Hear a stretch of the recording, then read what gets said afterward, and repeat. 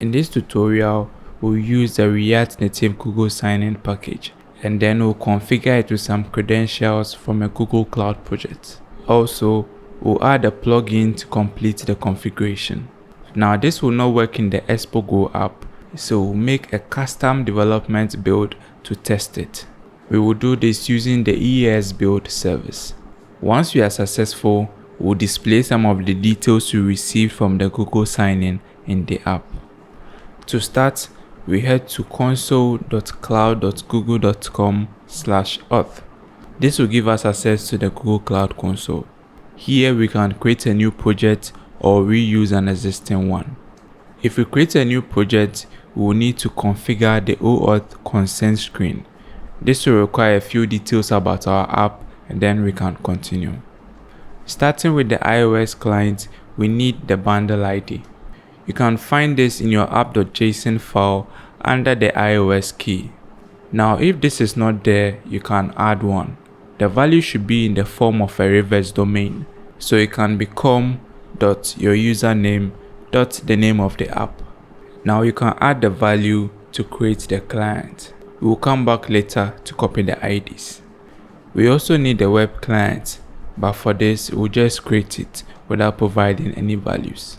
Finally, we create one for Android. For this, we first need the package name. This can also be found in our app.json. This should be the same as the bundle ID. If this is not there as well, you can add it under the package key. Next, we need the SHA-1 certificate fingerprint. Using an Expo-based project, we can access these credentials using EAS credentials. The value can be found in the key store of your app. If you've generated a build before, there is a high chance that you have this already, so you can download the existing key store. Otherwise, you can go ahead to create a new one. Once the values have been displayed to you, you can copy the SHA-1 fingerprint. Now you can add the value and save it. Next, we install our package. For this, you can Google React Native Google Sign-in. Then you can visit the documentation and copy the installation command. Now this package has two versions, the original version and a new universal one. What we'll be working with is the original version because it's functional and then it has all the features that we need. Now we copy the name of the package and head to our app.json file and add a plugin for it.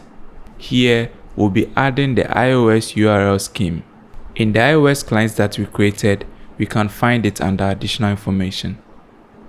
Once the installation of the package is done as well, we need to create the development build for the project. I will link to in-depth videos on this process so you can check it out. However, it involves installing the Expo dev client.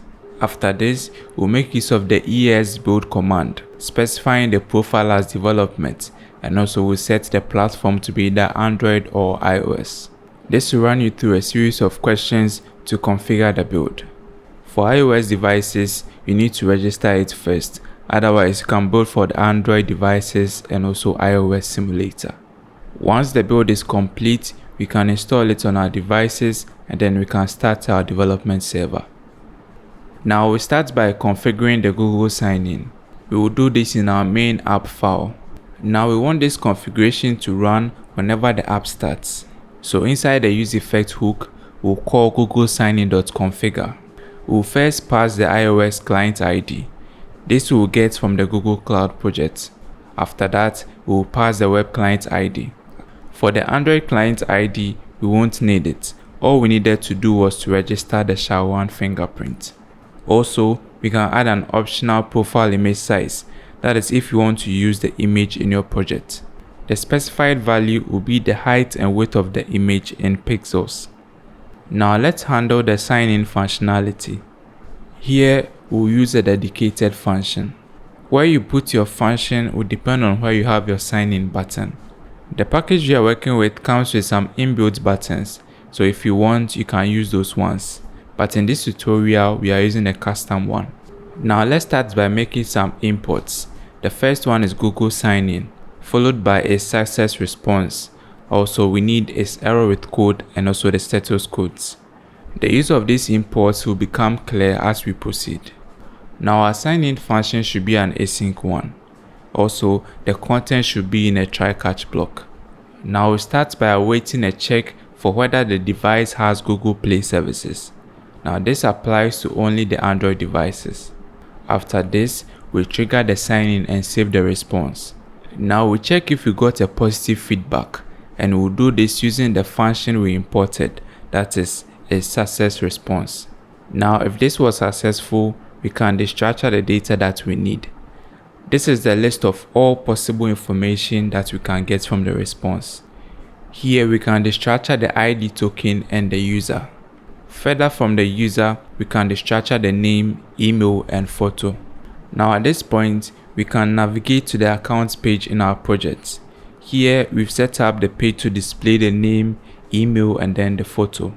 Ideally, at this point is when you store the received data in the state of your app. So this can be in context or Redux. That is if you are working just with the Google sign-in. Or alternatively, at this point is when you make a call to your backend and then you pass the ID token to the backend. So the backend will process the ID token and then provide an access token. Now if the response was not a successful one, then it means the sign-in was cancelled by the user. So we can display a message however that we've designed in our app. Now inside the catch block, we handle the actual errors that could happen. Now there are some errors that could be expected with the Google sign-in package. So for this, error codes have been provided. So using the isErrorWithCode function that we imported, we'll check if the error has a code. If that's the case, we'll make use of the switch statement. Here, we'll switch the error.code. Now we also imported the status codes from Google sign-in. This contains all the codes that we can expect. So first, we check for when the error code is in progress. Now this will happen when the Google sign-in has been initiated already and we try to call it again. Now you can prevent this on the front end by disabling the button when the Google sign-in is triggered. In my project, I have a state to monitor when the button has been pressed and the sign-in is submitting. If that's the case, we disable the sign-in button. The next case we will check is if the Play services are not available. As we said earlier, this can only happen on the Android, so we display an appropriate message for that as well. Now in the default case, that is when we've not handled the error code, we can just display the error received.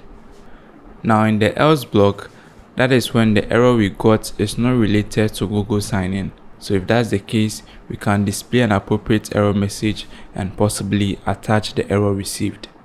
Once we've done this, our function is complete and we can test out the Google sign-in. So on my device, when I press on the Google sign-in button, it gives me a pop-up where I can select the account that I want to use. Once I select it, it takes me to the account page where the image is displayed along with the name and then the email. Also at the bottom, we have a button to log out. For the logout feature, we can have a very simple async function on the account page. Here, inside the try-catch block, all we need to do is to call Google signin.signout. After this, that is when we want to clear the data from the state of our app. In this app, since we don't have any state yet, we can just navigate to the login page. At this point, we can also log out, meaning we've implemented the Google sign-in successfully.